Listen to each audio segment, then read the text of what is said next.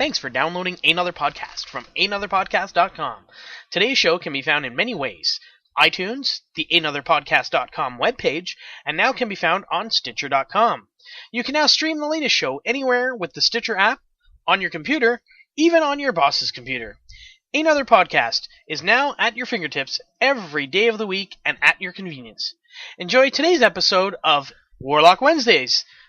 Ehnotherpodcast.com. Not a sponsor.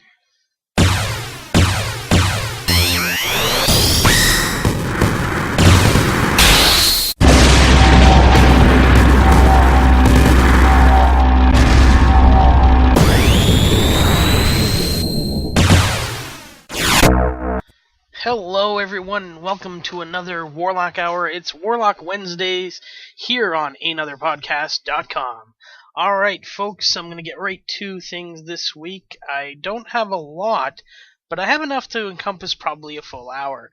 I do have something I want to talk about later, but we'll get to that when it's time. The first thing, as always, is your comic book releases for this week. It's a very light week in the world of comics. Not too many coming out. In fact, I only found 3 from DC that actually piqued my interest. So let's get to them. The DC comic releases for this Wednesday are Adventures of right from the get-go. Adventures of Spider-Man #1, which is a new series that they're producing, obviously. Justice League of America #4, and Wake #1 of a 10-part series.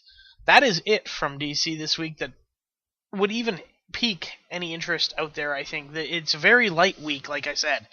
From Marvel this week, Savage Wolverine #5, X-Men #1. This X-Men comic is going to have a female-centric theme.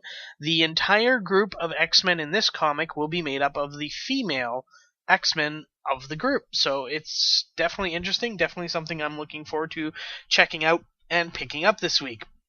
Also this week from Marvel, Captain America #7, New Avengers #6, and Uncanny X-Force #5. From the Independents this week, from Dynamite Entertainment, Red Sonja #76, as that comic winds down its run before it reboots, and Gail Simone will be taking over with a new version of Red Sonja, beginning with issue #1. So Red Sonja is coming down to its end, but Red Sonja #6 out this week. From IDW Publishing this week, Doctor Who, Prisoners of Time. This is a 12-part miniseries, and this is book #5. So Doctor Who, Prisoners of Time #5 of 12. Also from IDW Publishing this week, Star Trek #21 and Teenage Mutant Ninja Turtles #22. And that is it, folks. That is all there is for the comic book releases for this week. Like I said, it was a very light week in the world of comics. So pick up the issues that interest you. I will pick up the issues that interest me, and we'll go to next week and see what's coming then. So let's move right into the movie and entertainment news. As always, we're going to start with the box office reports from the weekend. Now, it is a 4-day weekend in the States, so this will not include the Memorial Day weekend numbers, because I am recording this Monday night, and the actuals will not be reported until Tuesday afternoon. So, with that being said, your number, and you know what, since this is a Canadian podcast, it's not that important that I wait for the long weekend, because I didn't do it for the Canadian long weekend last weekend, and it didn't affect the numbers. It's the weekend numbers, Friday, Saturday, Sunday. We all know those are the 3 biggest days anyways. However, Fast and the Furious was probably helped with the fact that Sunday was still a holiday in the US, meaning that it brought in more people because they didn't have to go to work/school on Monday. So, Fast and the Furious 6, #1 movie this week. I did not see this coming. I actually thought it would be #2 behind The Hangover Part 3. However, the Fast and Furious 6 was apparently the better of the movies, bringing in a $96.7 million total, already equaling half of its budget. Fast 7 is already in the works. We'll get more on that later. But Fast and the Furious 6 definitely was a very good movie. It was well put together, and I enjoyed it. I did not get a chance to see the #2 movie this week, which is The Hangover Part 3. I am definitely going to finish off this trilogy. However, it did not perform as well as I had thought. It actually came in second with less than half of what Fast and the Furious made, but still an impressive $41.7 million for its opening weekend, and that one also well on its way to, or halfway to its budget of $103 million. Now, the only downside to this is that with the summer movie festival, or summer movie season upon us, it's always hard to have that staying power. As I said, Star Trek Into Darkness would drop this week. Now, they didn't drop as far as I thought. I thought it might fall to fourth just because there hadn't been a children's movie in a while, but it did drop to third, bringing in another $37 million, bringing its 2-week total to $146 million. It will have no problem reaching its budget. It will just do it a lot slower than if it had come out at a different time of year or maybe a week earlier. But then, of course, it would have to deal with Iron Man, the residuals from Iron Man, because Iron Man 3 was just so fantastic. In number 4 this week was Epic with $33.5 million. This is the new DreamWorks presentation. Or no, sorry, yes, it is DreamWorks, I think. No, it's Fox. Sorry, maybe I'm wrong. I thought DreamWorks worked for Fox. I could be right, I could be wrong. Either way, Epic, number 4 this week. Dropping from number 2 to number 5, Iron Man 3 with a cool $19.2 million, bringing its total up to $376 million in the North America. I'll get to the worldwide in just a few minutes. Dropping from 3 to 6, The Great Gatsby with $13.6 million, and then the huge drop-off from 6th down to 7th, only a $1.9 million rake in for Mud. 8th place was 42 with $1.27 million.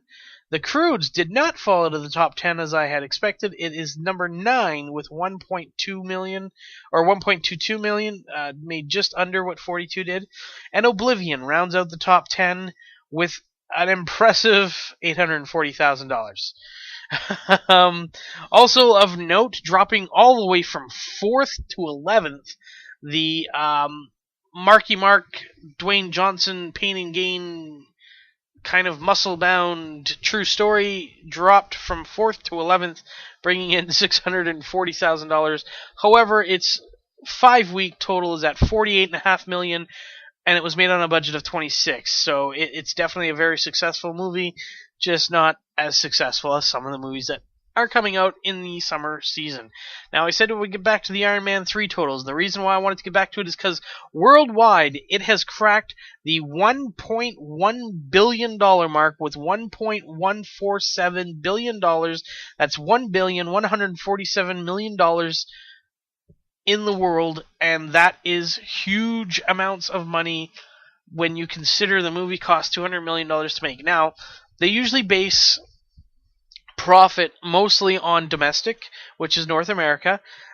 It's already made $372 million, as I said earlier, and $200 million was the budget. So they're already $172. They've almost doubled their budget already, and this movie will still bring in enough that it will more than double the budget, because that's the production budget. There's not the marketing budget in there. The marketing budget was probably another $50 million.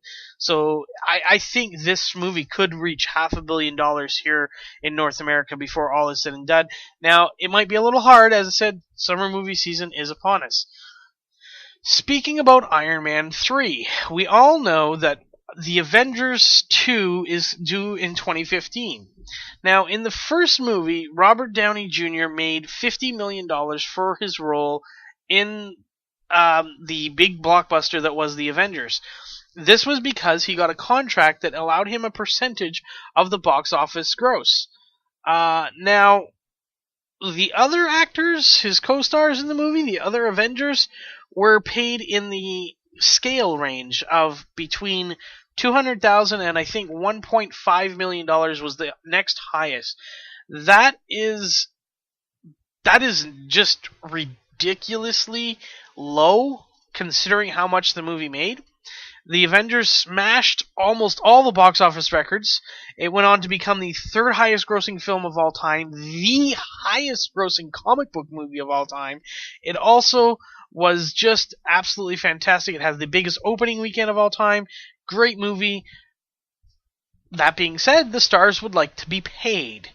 Chris Evans, Chris Hemsworth, Mark Ruffalo, Jeremy Renner, Scarlett Johansson, and Samuel L. Jackson are all reportedly demanding about a $5 million upfront, basically $5 million to star in it, plus they want some of the back end that Marvel is giving RDJ. Now, you might say that they're being a little greedy. Think about this. The movie made just under $2 billion, or maybe it didn't make the $2 billion mark. Let me just take a quick search here for the Avengers total. I'm pretty sure it cracked the $2 billion mark. Not quite. It made $1.5 billion. So actually, Iron Man 3 is going to eclipse that, the way things are going. But domestically, the movie made $623 million. Okay, that is absolutely huge. If we look at the all-time numbers, I mean, Avatar was number 1 with $760 million. Titanic, number 2, was $658 million, and that had a re-release. And then Avengers was $623. Now, if we go worldwide, I mean, it's just insane. Internationally speaking, it's just absolutely insane amounts of money. So the fact that these actors are asking for $5 million compared to the 600 and some odd million that they made seems to me a very realistic, or a very earnable and very bankable type of thing. Now, Marvel / Disney has definitely had people who, let's say they've cut because they did not like the way they were dealing with the money. And that being, of course, the original person who played Rhodey, which was, I can't think of his name at the moment. Oh, thank God for the internet and IMDb.com, which is not a sponsor, by the way, but IMDb.com is a great source of information if you want to know quick casting from movies like Iron Man that I'm going to be looking up right now. And so we know Don Cheadle took over the role, but he took over the role from Terrence Howard. Sorry, that took me so long, and actually I thought of the name before I even got to the page. Terrence Howard wanted more money and more lines, and Marvel said, no, we'll just recast. And they're not afraid to do that. Now, they're threatening to recast the entire Avengers. Now, let me just say this. That's probably not going to happen. I don't think that is going to happen. But the best part about this story is Robert Downey Jr., his contract with Marvel has expired. He's done the movies that he signed for. He's not signed for Avengers 2. He's not signed for any more Iron Man movies. Now,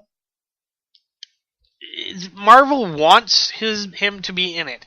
Marvel needs him to be in it. He's the biggest draw. I mean, let's face it. Thor and Captain America will not do as well as Iron Man 3.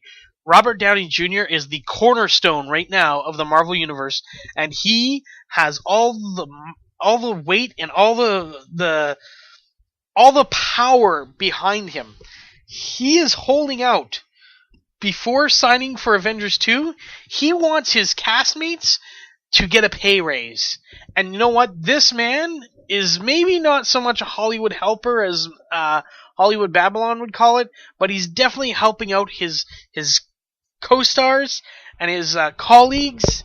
And in an anonymous source said, he's the only guy with real power in this situation, and balls of steel, too. He's already sent a message that he's not going to work for a place where they treat his colleagues like shit. He will not be okay with the guys making scale for Avengers 2. They deserve the increase. They should do it. Marvel President Kevin Feige recently has said, it certainly is our plan to continue having Robert Downey Jr. in the persona of Tony Stark for many, many years to come. So, if that's the case, they are going to have to do what Robert Downey Jr. wants. And what Robert Downey Jr. wants, RDJ wants his colleagues and co-stars to be paid. He wants them to show them the money, so to speak. So, I applaud Robert Downey Jr. for doing this. RDJ, you are the man. You may never hear this podcast, but you are the man. Because doing this, when you know how much, like, you've made here fat cash. Everybody knows RDJ's made a huge bank. He made, as I said, $50 million because of the Avengers and his contract. He got his contract reworked after the first Iron Man movie did so well. And with Avengers, Iron Man 3, and obviously, I mean, going forward, he's going to probably work this into his contract. He's getting paid back-end money, which means money based on how well the movie does. Already with the Iron Man 3, he is over, I believe it was $45 million the last time I checked, due to the amount of money that Iron Man 3 has been bringing in. He's got his money. He's not doing this for himself. Anybody who thinks he's holding out for himself is uninformed, uneducated, and unwilling to look things up. He is doing this for his colleagues, and that is why I applaud him. Way to go, RDJ, and I hope that Marvel and Disney, who are multi-billion-dollar companies at this point, get their heads in gear and get their asses in gear and sign these people to proper, doable, workable contracts. Like, I mean, most of these people are signed for multi-picture deals, and they locked them in when these were uncertainties. Well, now they're certainties, and I think they should give some concessions. Give these actors who are raking in literally hundreds of millions of dollars for you, give them what they deserve, and don't pay them scale. Pay them what they deserve. Alright, let's move on to a reboot planning. The movie Time Cop from Dark Horse Comics might be heading back to the big screen. The quote here says, "What a dream to travel through time. You can change the past, the future, your future, then imagine Max Walker, one of the Time Enforcement Commission's toughest and most extreme cops. But as nasty as Walker's methods are, even he may not be able to stop a nefarious plot to destroy the future as we know it." Time Cop originally played in 1994 and starred Jean-Claude Van Damme, and had some success. Wasn't great, but you know, it's good for geekdom. But Time Cop may be back. There was a potential reboot in 2011. Well, this one may actually happen. Television series happened, didn't really do too well. A direct-to-video sequel was made, and do really well. Universal wants to bring this to the screen again. Who knows? Maybe it's time. Maybe with the advancements in technology. I mean, 1994, that means the movie was probably shot in 92 or 93. Technology's advanced in the past 18 to 20 years from then, so maybe this is the time to do it. Who knows? Comic book movies are hot right now, so you add comic book and sci-fi, maybe this is the time to do it. I said earlier I would have a little bit of information about Fast and Furious 7. I don't want to spoil for anybody who didn't see Fast and the Furious 6. However, Vin Diesel has gone on record to say this will probably be the final Fast and the Furious movie, and we're bringing it back where it began. We're bringing it back to Los Angeles. So Los Angeles was where the first movie took place, and Fast 7 will be where the final movie takes place. So that's your information on Fast 7. I told you it was a little bit, and I was right. Okay, this is just a quick mention because I'm going to put it in the description below. There is a trailer for a movie that I really want to see, and I think people will enjoy, called The World's End. It's part of a Three Flavors. It's the finale of the Three Flavors of I can't get it out. My mouth won't move. Lips not working. Tongue not working. Okay, let's try this again. It is the finale to the Three Flavors Cornetto trilogy by Edgar Wright. We had Shaun of the Dead, we had Hot Fuzz, and now we have The World's End. And this trailer has hit the internet and the world, and in it you can see a little bit of what it's about, and I'll give you a brief synopsis. A few guys, I think it's five guys, are traveling from... Actually, I just found a even better synopsis than what I was going to do. 5 guys, 12 pubs, 60 pints. It's an unfinished challenge of their youth that this comedy team tries to complete one last time. But there's more, and I'm not going to get into the more. You're going to have to watch the trailer that'll be in the description below. So, check it out. It looks very good. If you liked Shaun of the Dead, if you liked Hot Fuzz, I guarantee you'll like this movie as well. I'm definitely looking forward to it myself, and I cannot wait till it comes out. Alright. X-Men Days of Future Past news. They have cast Quicksilver. Before he was an Avenger, Singer writes on Twitter, he was just a really fast kid. Thrilled to say Evan Peters is joining X-Men Days of Future Past as Quicksilver. Now, this tweet was taken down quite quickly and rewritten. Bryan Singer referred to him as an Avenger as he is working for Fox. Fox and Marvel are butting heads with this situation, and Quicksilver cannot be referred to as an Avenger at all. Much like Marvel, who Joss Whedon said he's going to use Quicksilver and Scarlet Witch in his movie Avengers 2, they cannot refer to the fact that they're mutants or that they are the children of Magneto. Now, here's my biggest issue with this. Joss announced well ahead of time. Now, we didn't know the scripts. We don't know when they're written, but Josh announced well ahead of time that Quicksilver and Scarlet Witch were going to be a part of the Avengers 2. I think Bryan Singer stole some of Joss Whedon's thunder by casting his first Quicksilver. Well, his movie does come out first. It comes out next year.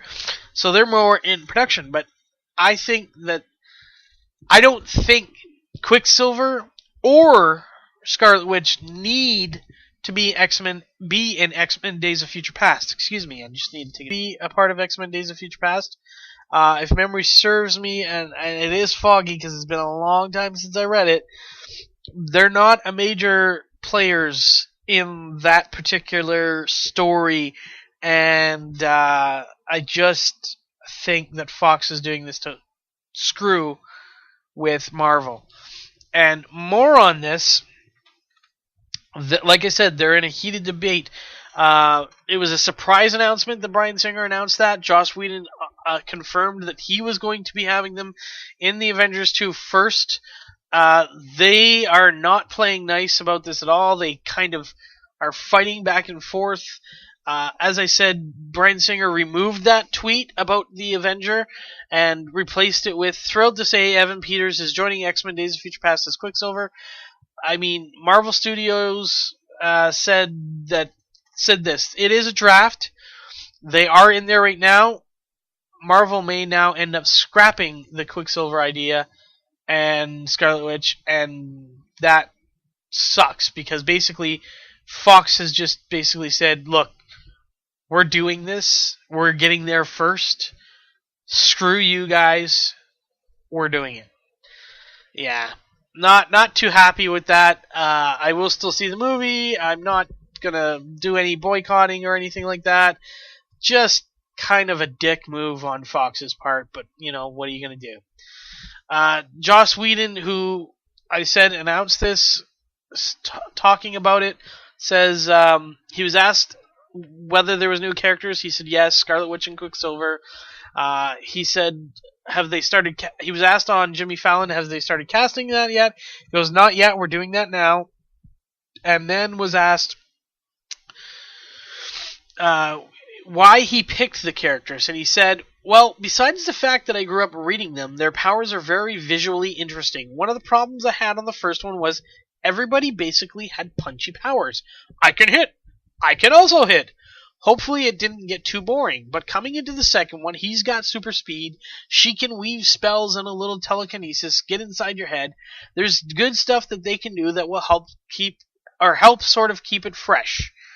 I agree 100%. Let's take a look at the Avengers. With the exception of Hawkeye, everybody just punched. Black Widow had some gun action, but she was fighting.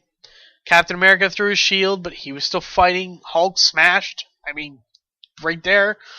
Iron Man had some repulsors and he had some, little missiles, but really it was all about punching and fighting.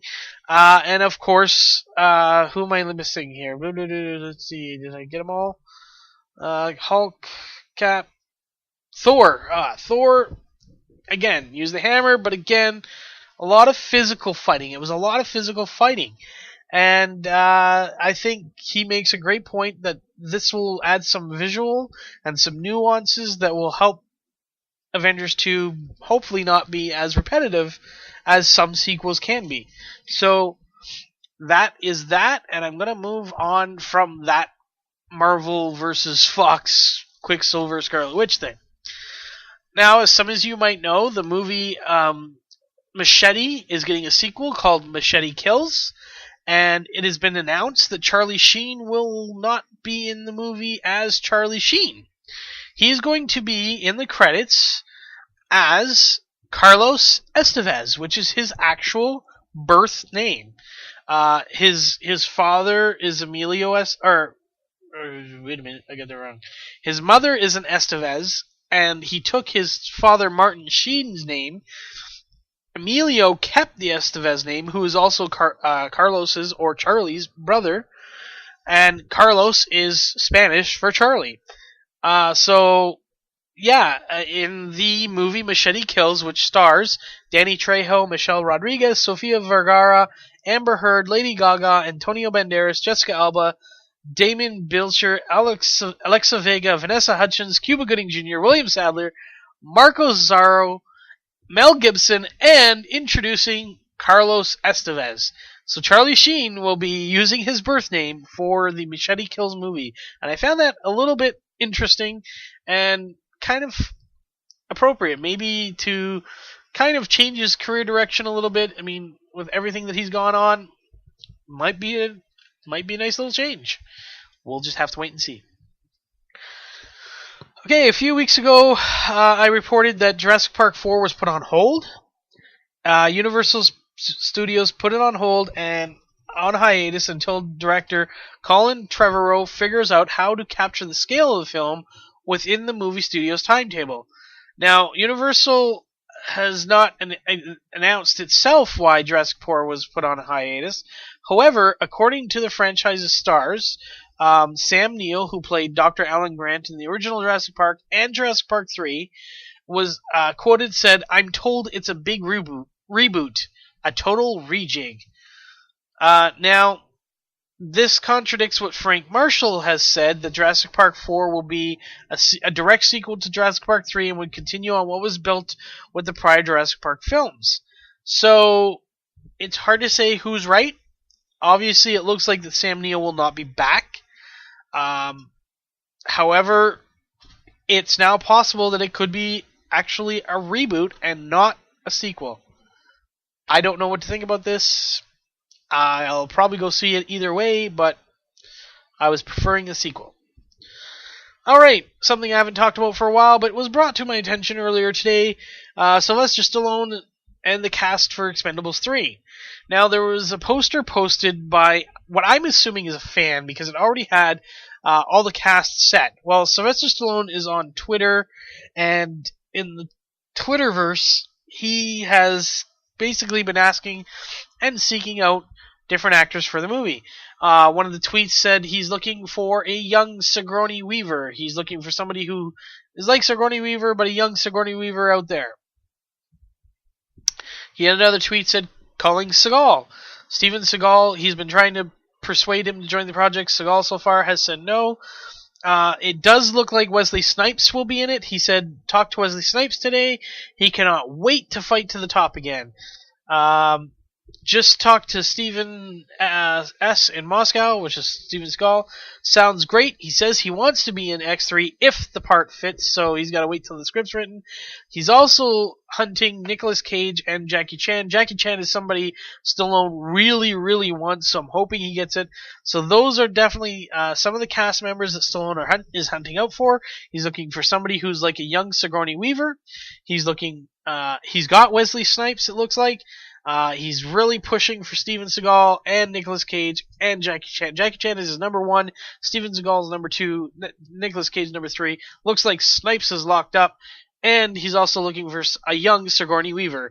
I don't know what Sigourney Weaver thinks of that. I think he just means that style of actress, but a little bit younger. So, who knows where that's going.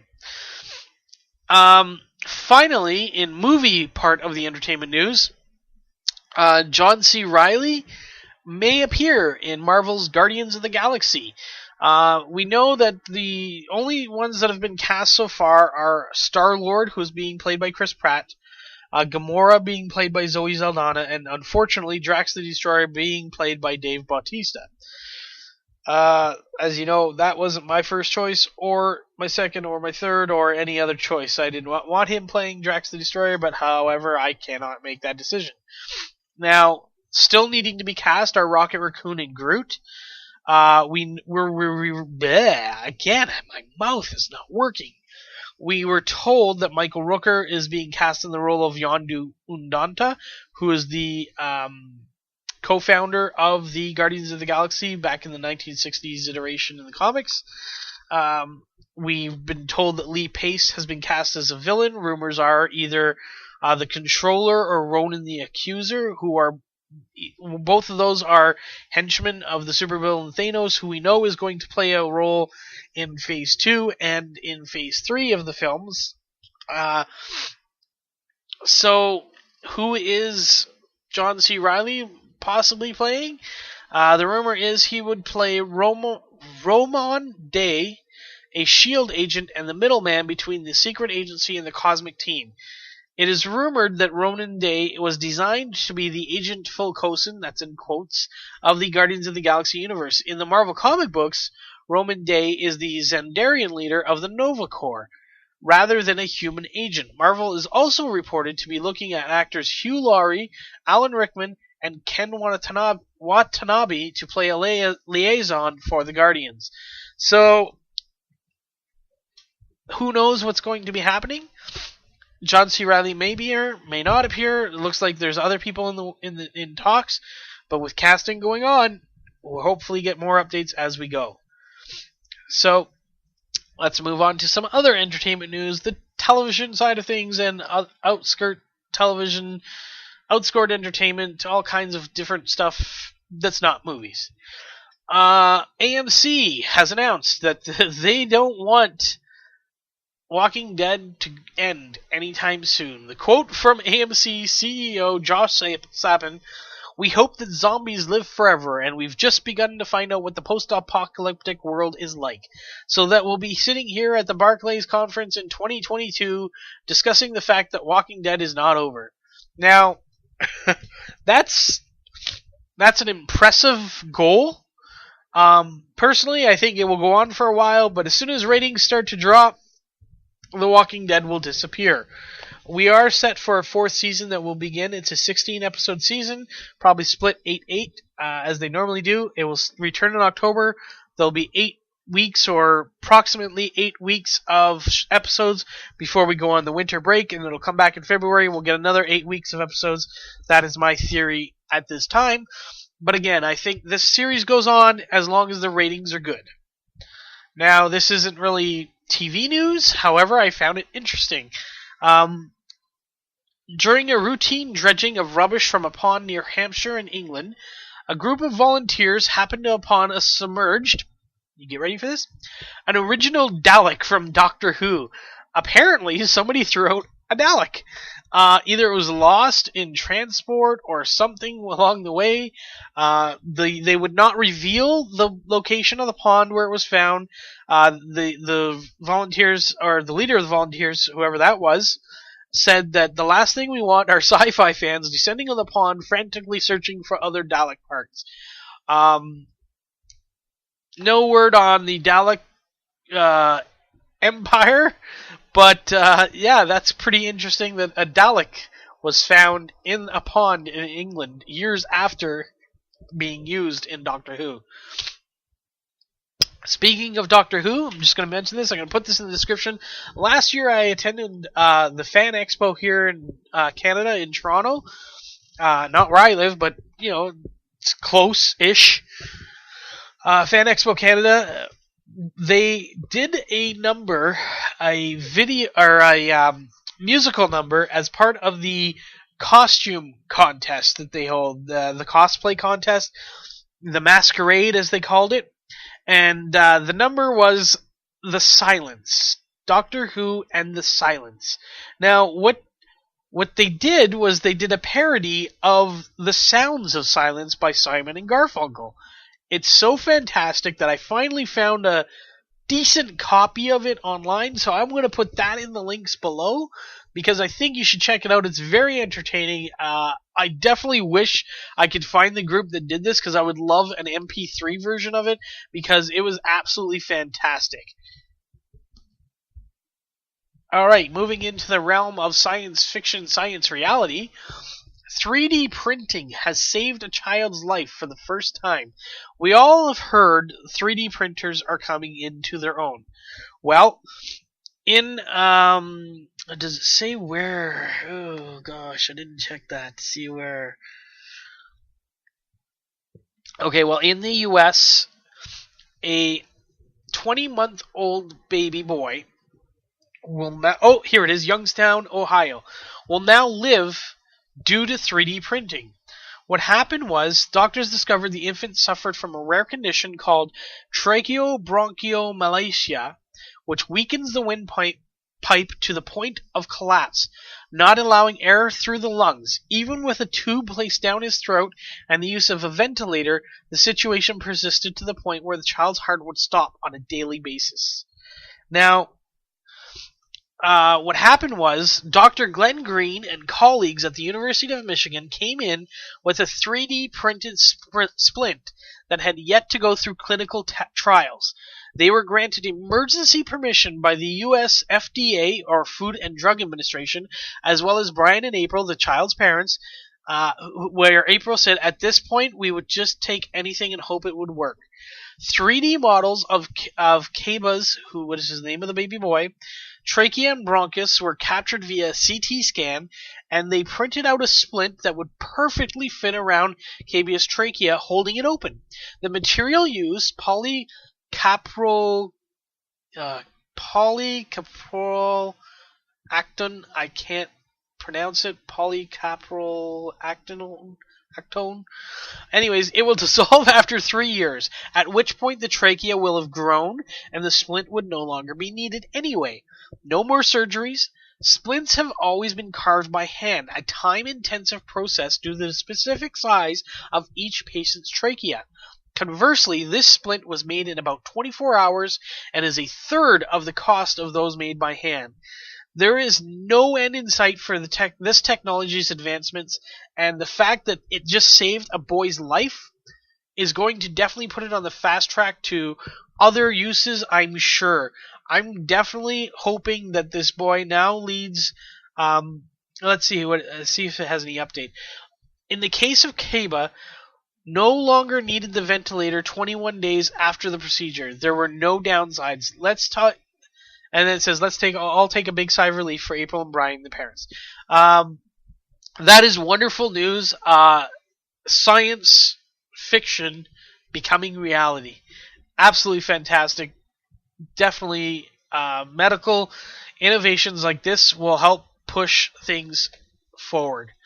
Now a little bit of fun stuff for you. Which sci-fi ship is the fastest?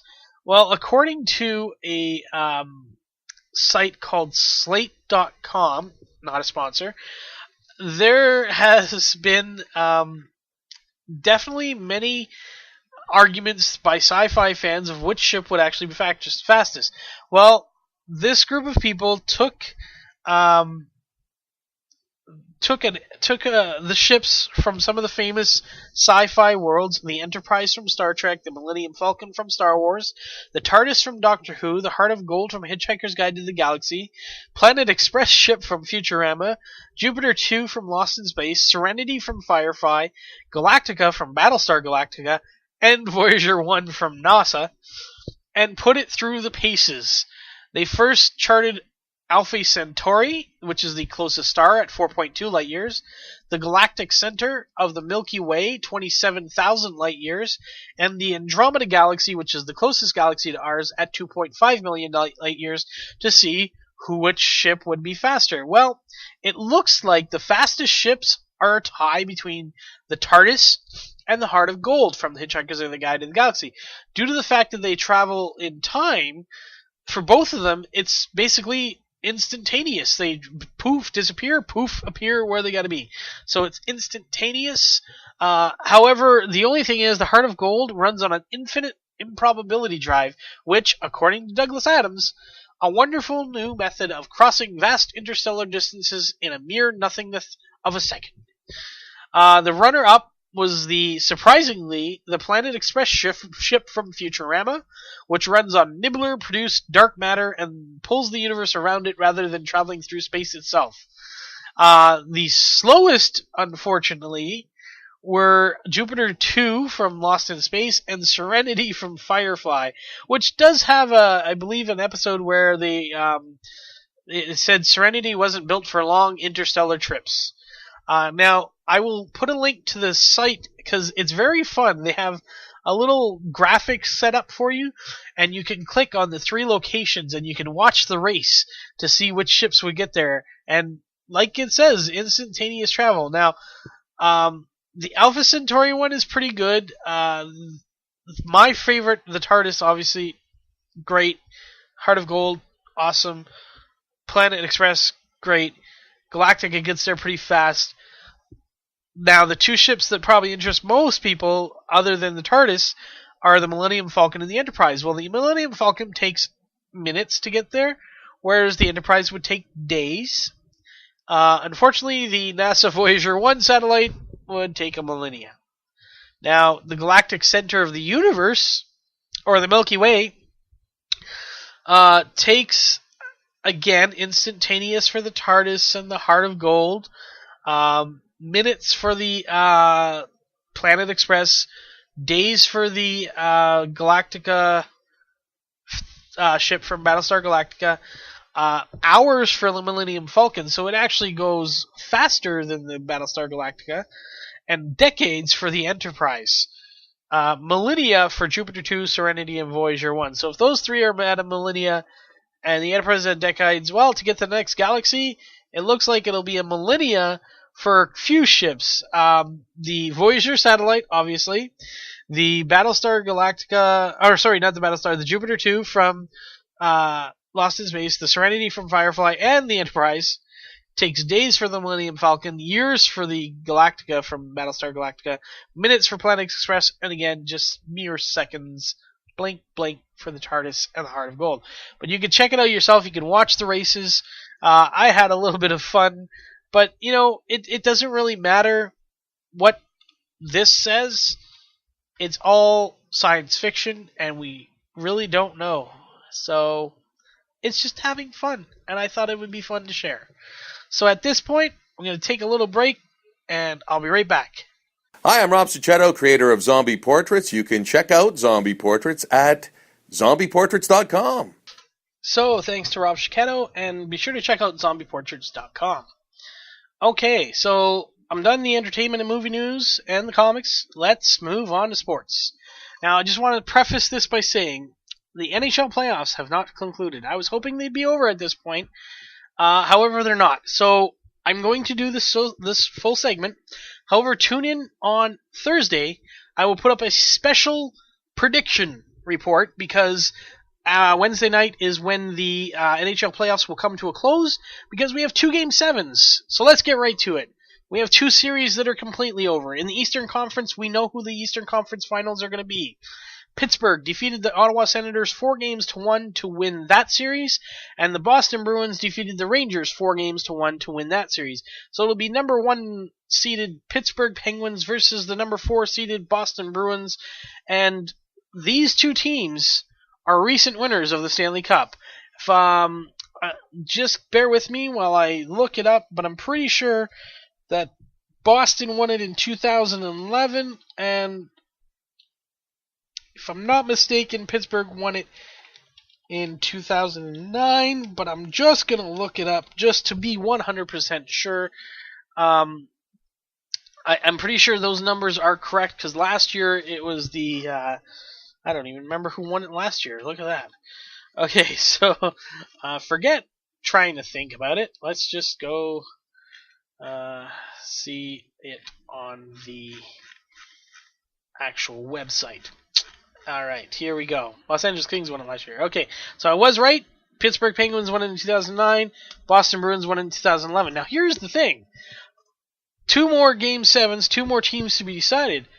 Of those 2 teams, we could have the last 4 Stanley Cup champions in the Stanley Cup final, or in the conference finals. Because Chicago Blackhawks and Detroit Red Wings are tied at 3 apiece. Chicago won it in 2010. And of course, last year, Los Angeles Kings won it. And they're in a 3-3 tie going to a Game 7 versus the San Jose Sharks. So it is very interesting that we could have the last 4 Stanley Cup champions being the last 4 teams remaining. And I'm personally hoping that happens because I picked Chicago and LA to win both those series. And I need them to win because I'm already doing not so good in the East. I'm 50-50. So if both my teams lose, I'm having a horrible prediction round. But, as I said, I will have a special prediction episode. I'll put it up on Thursday. It'll be just NHL predictions. Hopefully I can get Joey in on that. And then we'll put that up as Thursday hits so that we're ready for round 3, which is the conference finals, the Eastern Conference Finals and the Western Conference Finals. So those are your series. As I said, 2 Game 7s, both in the West. The number 1 seeded Blackhawks versus the number 7 seeded Detroit Red Wings. That takes place Wednesday night, which is the night you're listening to this, of course, but I'm recording on Monday. And the Los Angeles Kings and the San Jose Sharks, Los Angeles 5th seed, San Jose the 6th seed, they will play Tuesday night. So by the end of the night Wednesday, we will know who is in the Western Conference Finals, and we will have our Final 4 set for the conference championships. So let's look at some statistics. Your points leader in the playoffs is David Krejci of the Boston Bruins with 17. Your goals leaders in the playoffs are a tie between, unfortunately, the crybaby Sidney Crosby and Pascal Dupuis, both of the Pittsburgh Penguins, each with 7 goals. Your assist leader, Chris Letang of the Pittsburgh Penguins with 13. Your plus-minus leader is Nathan Horton with 14. The closest to him is his teammates, David Krejci and Milan Lucic, each with 9, so he has plus 5 on the closest competitor there. Your goals against average leader is Jonathan Quick of the Los Angeles Kings with a 1.54 goals against. He's also your save percentage leader at .947 save percentage. He is also your shutouts leader with 3 of them. So Jonathan Quick, once again, standing on his head for the Los Angeles Kings in the playoffs. Your wins leader is 8 wins for Tuukka Rask, but he will be joined by either Jonathan Quick, Corey Crawford, Anthony Niemi, or Jimmy Howard, depending on what happens with those Game 7s, because all 4 of those goalies sit at 7 wins with 1 game remaining. 2 of them will have 8 wins. 2 of them will stay at 7 and be eliminated from the playoffs. So those are your statistics. That is it for the NHL until Thursday when I give you my special prediction episode for the 3rd round. It'll be just a short one, won't take too long, but it'll be there just so that I can put out the show on Wednesday as normal without having to try and think of the future. In other NHL news, it appears the NHL has finally sold the Phoenix Coyotes. However, there is still the lease agreement with the city of Glendale, and there must be a deal put in place before the sale can officially go through. The group is a Canadian group, Renaissance Sports and Entertainment. However, there is the condition that they will not move the team, that they will try and stay in the city. If this falls through, maybe, and I'm hoping it does fall through, because I'm hoping that Gary Bettman will finally say, look, this is a lost cause. We're not going to get a team in Phoenix that's going to stay with this city because, A, the city doesn't want to renegotiate the lease agreement, or B, it just fails here. it should have been moved many years ago, back in 2009, when Jim Balsillie, the founder of BlackBerry, wanted to move the franchise to Hamilton. Other places it could end up is Quebec wants a hockey team again. They're just building that big arena. The Coyotes definitely need to move. It's that simple. Gary Bettman, you're an idiot, you're an asshole, and you're a jerk. Why won't you let the team come to Canada? Because you're a jerk. You think that the team is success. Like, it's crazy. It's absolutely crazy. And like, Phoenix is not a bad team. Yes, they missed the playoffs this year, but they have made the playoffs in the past. They've been a very competitive team. They just don't have the fans. Put them in a city where there will be fans, not in the middle of a desert. All right? Other NHL news that I want to bring up, and it's not really news. It's a plea. It's a cry as a Toronto Maple Leafs fan to Dave Nonis, the general manager of the Toronto Maple Leafs. In a few short weeks, probably about 4 or 5, I'm not exactly sure on the date. I didn't look it up. Could look it up, but I'm lazy. No, I'll look it up as I'm talking. In a few short weeks, there will be the 2013 NHL entry draft, which I now know the date. It is June 30th of this year, and it's actually one of the first times in a while where all 7 rounds will take place on the same day. Normally they break it up. You do the first and second round on the day one, and then the rest on the next day. But they're going to do it all in one day, and June 30th is the date. They can be players born between January 1st, 1993 and September 15th, 1995. They're all eligible. Here's my thing. There is a player playing on the London Knights. His name is Max Domi. He's a centerman who the Leafs need. He is definitely a very good player. Now, he's not ranked in the top 10. That does not mean he will not be drafted in the top 10, but he's not ranked in the top 10. Dave Nonis needs to put out everything he can. He needs to do everything in his power to draft this player. Yes, there's a few centermen that are above that. Obviously, Nathan MacKinnon is probably the top-rated centerman. In fact, he may go number 1. Seth Jones looked like he was going number 1 for a while, but he had a bad Memorial Cup. That doesn't necessarily mean anything, especially considering the Colorado Avalanche hold the first pick, and he is a Colorado native. But, sometimes you got to draft the best player available, and that's Nathan MacKinnon at this point. However, they're going to go 1-2. There's no way Dave Nonis can trade up to those spots. There are a couple of centermen down there that are in the top 10 that would be tough to get into. Now, maybe they move up a little bit, because they're probably going to draft in the 18 to 22 range. I'm not exactly sure, because we have to wait until the playoffs are over to figure that out. However, Dave Nonis needs to do everything in his power to get this man into Toronto. 2 reasons. 1, he's a centerman that they badly need. 2, he would be an instant crowd favorite because of his father, Ty Domi. Ty Domi is one of the probably most recognized, most loved Leaf of all time. Maybe not of all time, but he's definitely up there in the top 10 favorite Leafs of all time. People loved Ty Domi when he played there. I loved Ty Domi when he played there. What better way to be a progressive team than to get the son of one of the most beloved players to ever play for your team? They need to get Max Domi. So Dave Nonis, I know you're not listening to my podcast, because there's no way you're listening to my podcast, but if anybody listening to this podcast has a way to get Dave Nonis to listen to this podcast, Dave Nonis, you need to draft Max Domi. Do everything to get this player. If on draft day, on June 30th, in basically 1 month's time, just over a month, if Max Domi is not your first pick in the NHL entry draft, I will be a very disappointed Leafs fan. So on behalf of Leafs Nation, draft this kid, or else you fail. You will have failed Leafs Nation if you do not draft this kid. That's what I'm saying. Alright, so let's move on to baseball.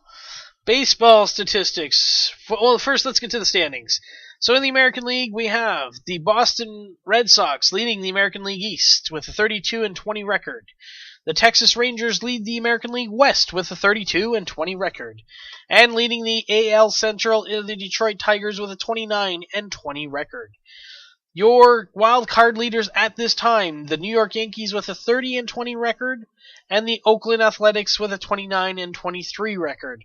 My Toronto Blue Jays are still 6.5 out as they were last week. So those are your AL. Let's get to the National League. Your National League leaders are St. Louis Cardinals lead the NL Central 33-17 record. The Atlanta Braves holding on in the AL East with a 30-20 record. And the Arizona Diamondbacks are the AL West leaders with a 30-22 record. Your wild card leaders at this time are the Cincinnati Reds with a 32-19 record, and the Pittsburgh Pirates with a 31-20 record. Those are your standings. Let's get to some statistics. As always, got the three categories that I like. So, in the offensive part of things, home run leaders. Chris Davis hit 4 home runs this week to bring his total to 16 to lead the way from the Baltimore Orioles. Justin Upton of the Braves, Edwin Encarnacion of the Jays, Miguel Cabrera of the Tigers, each with 14, and Robinson Cano of the Yankees and Carlos Gonzalez of the Rockies, each with 13. Your RBI leaders. Miguel Cabrera of the Tigers had 10 RBIs this week to bring his total up to a league-leading 57 RBIs. He's of the Detroit Tigers. Chris Davis of the Orioles with 46 RBIs.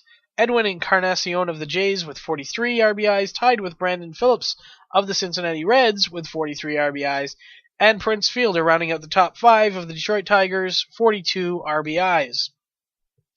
Your stolen bases leaders. Everett Cabrera of the Padres, 19. Jacoby Ellsbury of the Red Sox, tied with Nate McCullough of the Orioles, each with 15, and tied with 14 stolen bases, John Segura of the Brewers and Andrew McCutchen of the Pirates. Moving on to some pitching statistics, your pitching win leaders are Matt Moore, Patrick Corbin, and Jordan Zimmerman.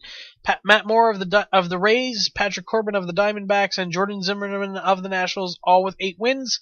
And then there are 7 other pitchers tied with 7 wins. There's no break yet. As we move on to the season, I'm sure we'll get more of a breakdown of pitching wins.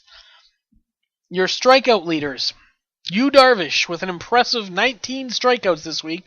Now, I believe that's with 2 starts. I'm 100% sure that it's 2 starts. But 19 strikeouts this week to lead the way, the first man to 100 strikeouts this season with 105, 20 more than his closest competitor. And if you didn't know, Yu Darvish pitches for the Rangers, the Texas Rangers.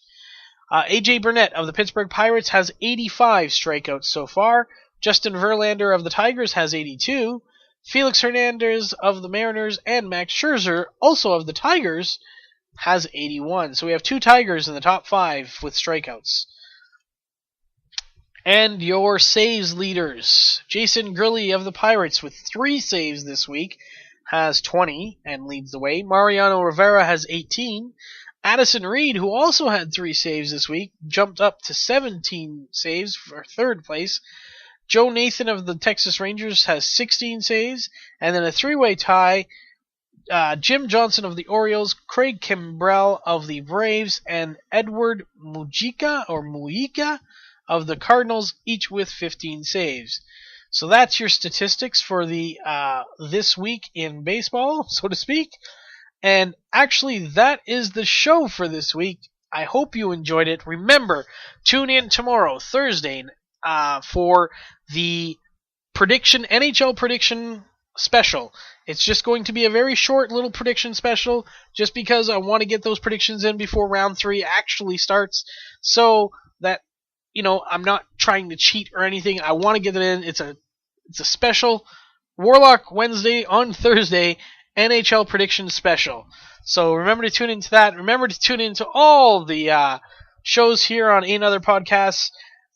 We're hoping that to get more shows as we go, but we do have wonderful shows for you to listen to. Ehnother Monday, Real Tuesday, Warlock Wednesday with me, Rayzor. Teen Talk Thursdays, we'll throw that in there when we got some shows. but they're still going to be happening. And we also have the syndicated show, Is This Thing On, which I believe airs on Sundays at this point. They can move around depending on when we get other shows and where they want to situate them. But that's what we have for you. So every week, tune into Ehnother Podcast. And remember, tune back next week for more Warlock Wednesday. I'm Rayzor, and I'm out.